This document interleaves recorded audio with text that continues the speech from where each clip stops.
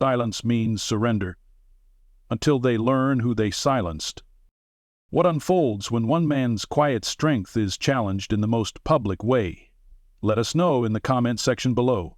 And don't forget to subscribe and tell us where you're watching from, as we honor the unspoken courage of our veterans. The bar had changed hands 3 months ago. New name, new decor, and a new owner with a chip on his shoulder as big as the custom neon sign above the door. Brent Carver was proud of what he'd done to the place. He'd stripped away the old wood walls, dumped the veteran memorabilia that once hung like forgotten stories, and replaced them with flat screens and trendy signs about whiskey and hustle. Brent wasn't a bad businessman. He just liked things clean, sharp, controlled, and to him, old-timers sitting around nursing cheap beers didn't fit the new look he was curating. This was his bar now, not a shrine. Behind the bar, Megan Holt watched him polish the same glass for the 3rd time that hour, irritation thinly veiled behind his usual fake grin. "Who's that guy?" Brent asked, nodding toward the corner where a solitary figure sat. Megan glanced over. "Him? That's Gregory, comes in twice a week. Real quiet. Always pays cash. Doesn't cause trouble." Brent squinted like Gregory's existence was a problem he hadn't solved yet. The man sat hunched forward, a baseball cap low over his brow, worn flannel shirt rolled at the sleeves, thick forearms crossed over the edge of the bar. He wasn't drinking, just sitting, eyes forward. Still. "What's he do?" "Don't know," Megan said. "Doesn't talk much. Looks like a squatter." "He's not." But Brent was already walking around the bar, wiping his hands on a towel like he was headed into a standoff. Megan whispered under her breath, "Oh, don't." Gregory didn't flinch when Brent stood over him. "You gonna buy something?" Brent said. Gregory looked up. His eyes were calm, not tired, measured, the way someone might look through a rifle scope without lifting a weapon. He replied, voice low. "But I'm fine now." "Yeah, well, we've got a policy. No loitering. So if you're not going to order, you need to move on." "I've been here 20 minutes, Gregory said. "You got a sign that says no loitering?" Brent's mouth twitched. "Don't need one. This isn't a charity." Gregory nodded slowly, stood up without another word, and placed a folded $5 bill on the bar. Then he turned and walked out, boots heavy on the floor, but not hurried. Brent watched him go with a smirk that wanted to be smug but came off unsure. "What the hell was that?" Megan snapped. "Dead weight," Brent said. "You want to run a daycare for drifters, be my guest. I'm running a business." "He's not a drifter," she said. "He was Navy. You know, military." It was past tense. Doesn't give him a pass to take up space. "It served. That should mean something." Brent rolled his eyes. "A lot of people served. Doesn't mean I owe them a bar stool." Megan said nothing more. Not then. Gregory didn't go far. He never did. Just down the block to the alley behind the hardware store. There was a stack of wooden pallets he liked to sit on when he needed air and didn't want people asking questions. A spot where he could see the street but not be seen. He sat down slowly, knees stiff from too many parachute jumps and long hikes with rucks heavier than sins. He took off his cap and ran a hand through silvered hair. No one followed him. No one ever did. But that wasn't what mattered. What mattered was how Brent looked at him. He'd seen that look before. In ports, in boardrooms, in places far from war zones, but just as cruel. It was the look people gave when they sized you up and saw nothing useful. No threat, no profit, just an obstacle, a shadow, a relic. Gregory had learned a long time ago how to disappear in plain sight. It had kept him alive through more missions than he could count, but something about this was different. He didn't feel small, he felt heavy. That night, Megan closed the bar in silence. Brent had gone home early, satisfied with himself. A few regulars had left quietly after watching the scene. One of them, Sam Jennings, came up to Megan at the bar before heading out. "That man who got tossed earlier," he said, rubbing the grease off his hands with a rag. Was that Gregory Travis? Yeah, Megan said. You know him? Sam nodded. Yeah, we served in different branches, but everyone around here knows who he is. What do you mean? Sam leaned in. SEAL Team 6. Back when things were rough. He's got medals he doesn't even mention. Helped pull a whole squad out of a compound in Helmand when it was going to hell. Quiet guy, but deadly when it counts. Megan blinked. He never said. He wouldn't, Sam said. Not his style. Across town, Gregory sat in his apartment. Spartan, neat, with a folded flag in a glass case on the mantel. His phone sat on the table. One contact marked Chief. No first name, no last name. Just that. He didn't call. Not yet. But the next morning 6 trucks rolled into the lot behind Carver's bar before the sun was up. And they weren't just trucks. They were brothers. Gregory didn't talk about the Navy. Not to strangers. Not to neighbors. Not even to his daughter, unless she pressed, which she rarely did anymore. That part of his life was compartmentalized, boxed away like his old gear in the back of his closet. You didn't drag the war into the living room. You didn't hang your medals where people could gawk. You just lived. But silence doesn't stop the world from watching. The morning after he was kicked out, word had already made its way down Main Street. Bars like Carver's didn't exist in a vacuum, especially not in small towns where everybody knew everybody and news traveled faster than logic. By 10 a.m., the whispers were working overtime. Did you hear? Brent kicked out that Navy guy? Travis, seriously? Thought he was just quiet. Didn't know he was military. You don't do that to someone like him, not here. Some folks shrugged it off. Others were quieter about it. But a few made calls. One of those calls went to a man named Rico Martinez.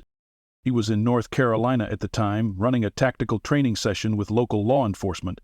When he answered, his voice was calm and clipped, a voice that hadn't forgotten how to give orders or absorb bad news. It was Derek who called. Derek Ford, another member of their old SEAL team. The guy who always laughed too loud and never left a teammate behind. You sitting down, Chief? Rico paused. I'm about to be. What's up? It's Travis. That was all it took. Rico didn't ask for clarification. He just waited, knowing the way Derek's voice shifted meant it was serious. Not a medical issue, not personal drama, something else. You're not gonna like this, Derek said. Some prick bar owner in Montana kicked him out in front of everyone, called him a squatter. Didn't know who he was. Rico inhaled, slow and deep. Did Travis make a scene? No, Derek said. That's the worst part. He just walked out, quiet, like it didn't bother him. That silence, Gregory's kind, wasn't new to Rico. He'd seen it on missions, after firefights, when men sat staring at the ground with 1,000-yard eyes and adrenaline burning out of their veins. That silence was the deepest kind. I'm going up there, Rico said. You won't be alone. By noon, 6 members of their old unit were en route to Kalispell. No emails, no itinerary, no plan. Just a location, just a reason. Meanwhile, Brent Carver was enjoying a late breakfast on his office computer, scrolling through Yelp reviews and checking last night's till. Profits were up, atmosphere was modernizing, his bar was finally becoming something he could be proud of, something not stuck in the past. Until Megan walked in and threw a folded napkin on his desk. Brent looked up. Something wrong with the coffee machine again?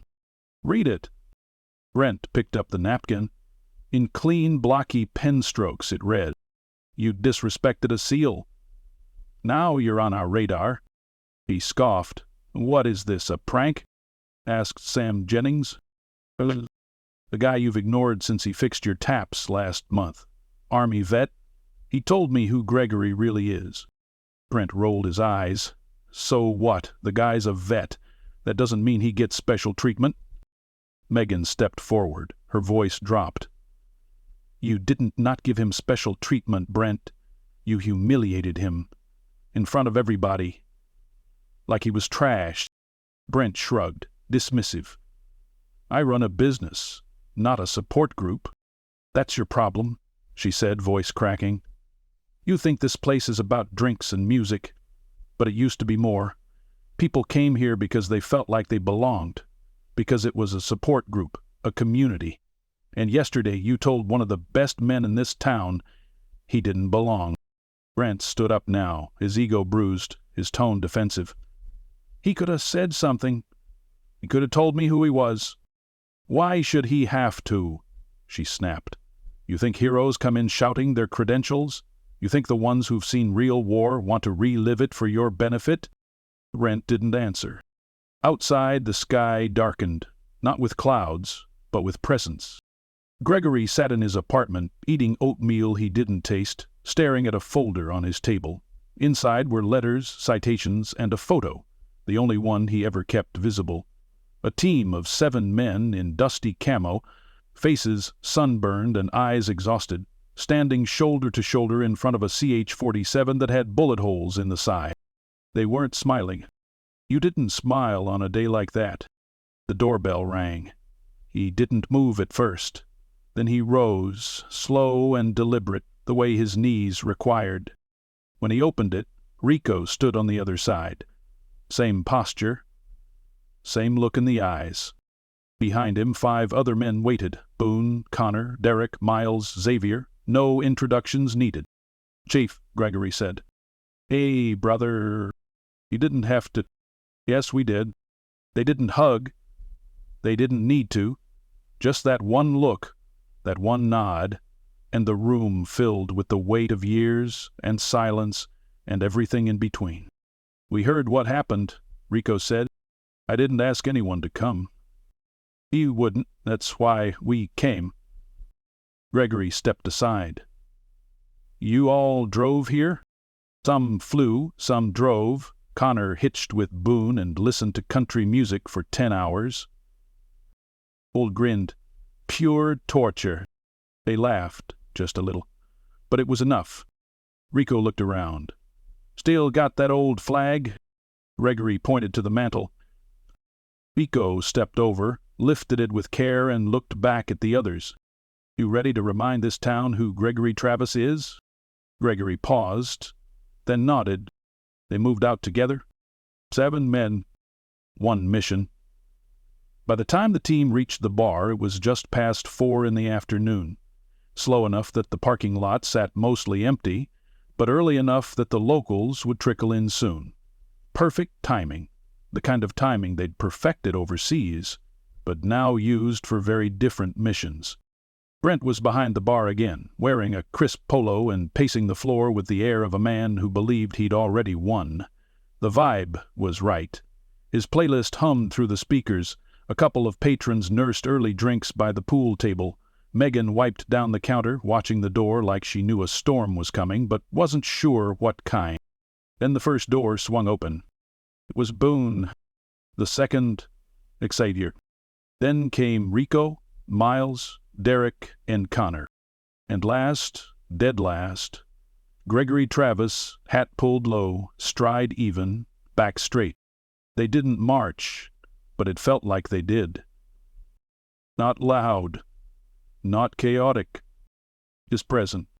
6 former SEALs stepped through the doorway and spread out through the room like ghosts reclaiming haunted ground.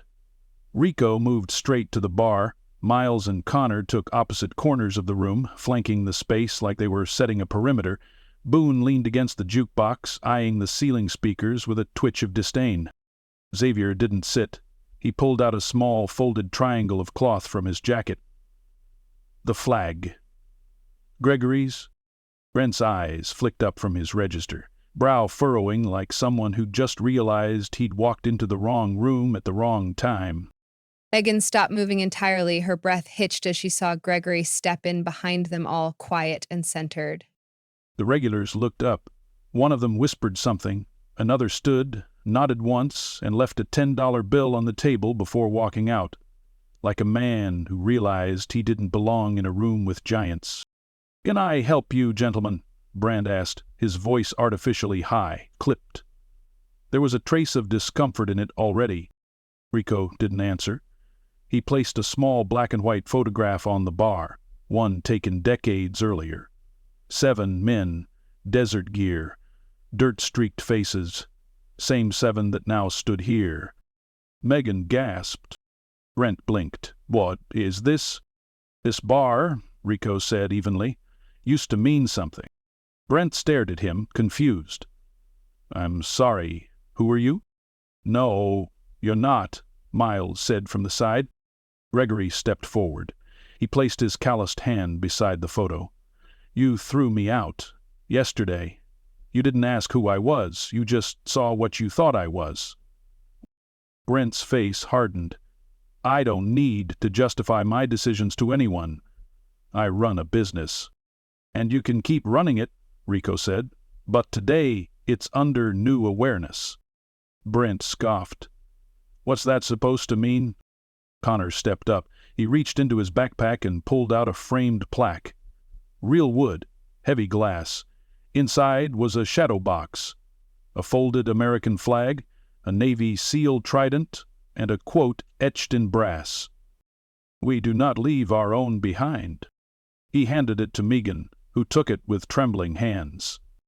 "You don't know what this man's done," Connor said, nodding toward Gregory. "What he's lost, what he's carried for this country." "I didn't ask," Brant said defensively. "No," Derek said, his voice like gravel. "You didn't. That's the point." Xavier walked to the wall where a neon beer sign flickered blue and red.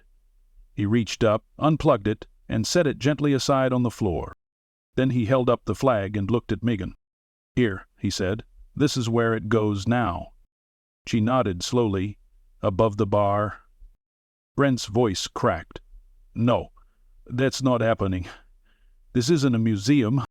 Rico turned, walked slowly up to the bar, stood nose to nose with Brent, posture relaxed but unmovable. "You kicked out a man who fought to protect your right to be that ignorant," he said. "But this town doesn't belong to you. It belongs to the people who built it. And this man right here, he didn't just protect it overseas, he protected it yesterday by walking out instead of leveling this place with one sentence. That's grace. You wouldn't understand it." Gregory didn't speak. He didn't need to. His silence was louder now. Megan climbed on a bar stool with the frame in her hands. She found the old spot, just above the shelves where Brent had removed all the military photos when he took over. The nail was still there. She hung the plaque.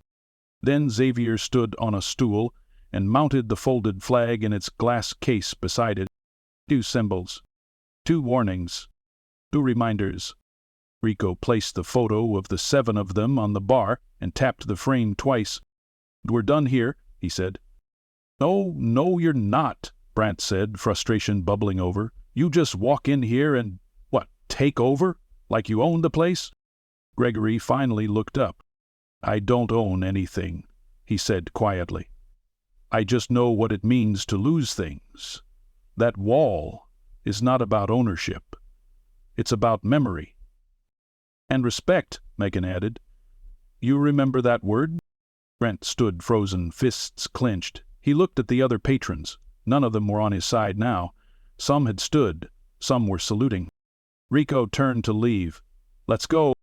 The team filed out slowly, one by one. No dramatic exits, no words of triumph, just the quiet resolve of men who had seen far worse and done far more. As Gregory stepped out the door last, Brent called after him, voice quieter this time.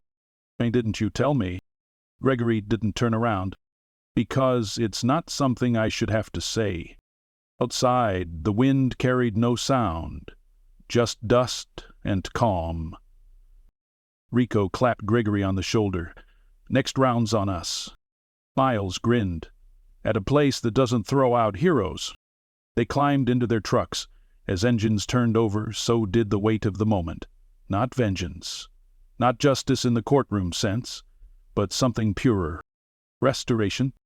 Inside the bar, Megan turned off Brent's playlist and switched to a worn-out jukebox setting. the one that had always played classic rock, country, and the anthems that people could feel in their chest. She looked at the flag, the plaque, the photo. Then she poured a whiskey, top shelf, and set it at the corner of the bar. Gregory's seat, and this time nobody touched it. Gregory Travis never expected his life to come full circle over a glass of whiskey in a quiet corner seat. He didn't return the next day, or the day after that, not out of bitterness, but because he didn't need to. The message had already landed. For 2 days, the bar sat in a strange hush. Brent barely spoke.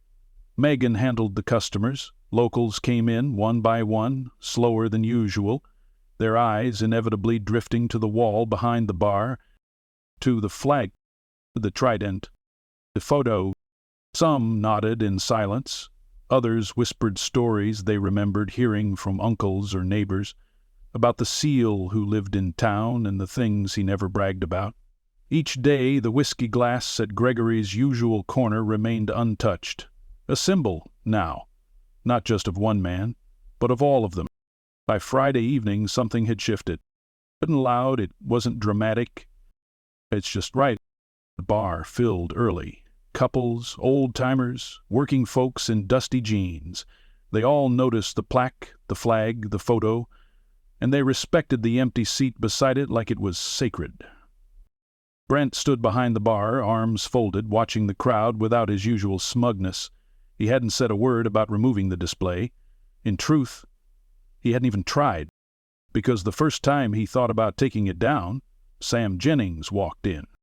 Sam didn't say much, just leaned against the bar, fixed Brent with a long stare, and said, "You leave it be." Brent didn't argue. That night, around 8:00 p.m., the door opened and everything seemed to pause for a second. Gregory walked in. He wore the same flannel, same boots, same calm walk. But this time, no one looked at him like he didn't belong. People nodded. A couple of men stood and tipped their hats. Megan dropped the rag she was using and grinned like she'd been holding her breath all day. Gregory gave a small wave, more of a nod, really, and made his way to the bar. But he didn't sit in a corner. Instead, he stopped just short of the stool that now held a permanent glass and a polished placard reading, "Reserved, Gregory Travis, U.S., Navy SEAL, return." Megan came around the bar, holding a fresh glass. This one wasn't for ceremony. "You're not sitting?" she asked gently. Gregory looked at the seat, then at her.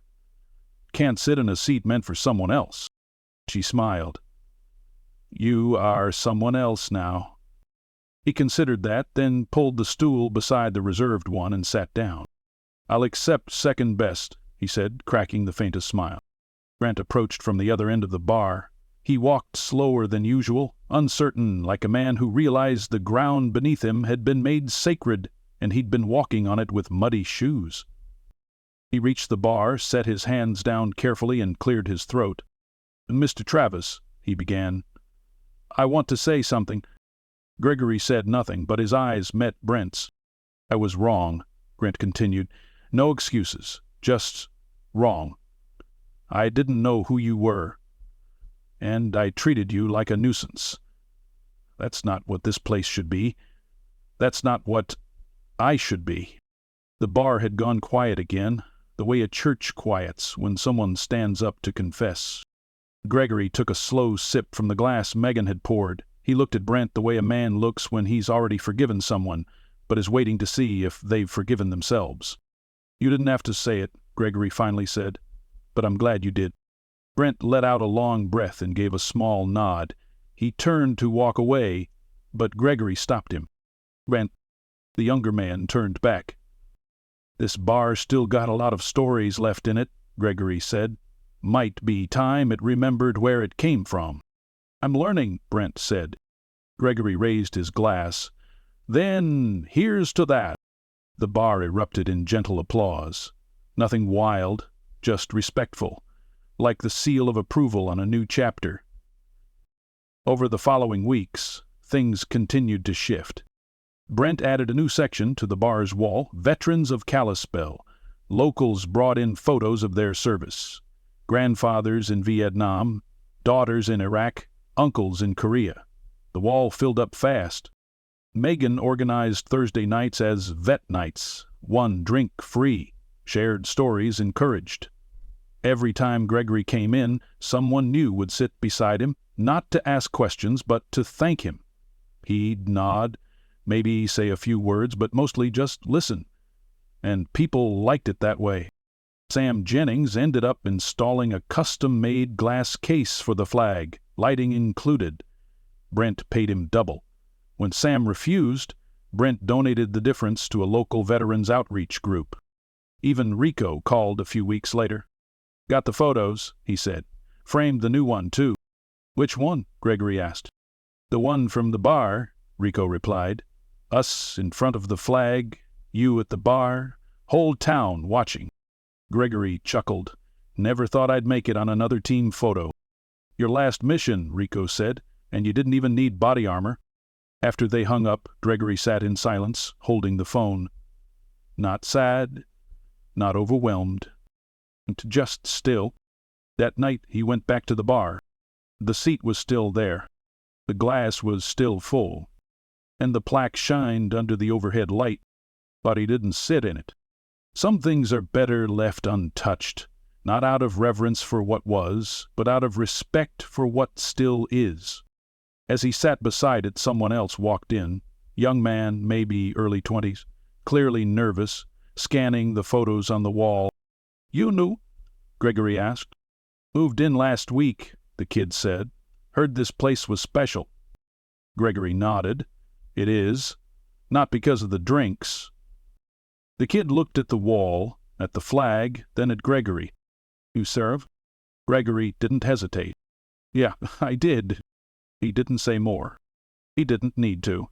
And for the first time in years he smiled, not just with his mouth, but with the kind of quiet peace that settles into a man's bones when he knows the fight is finally over. The seat beside him stayed empty, but his heart didn't.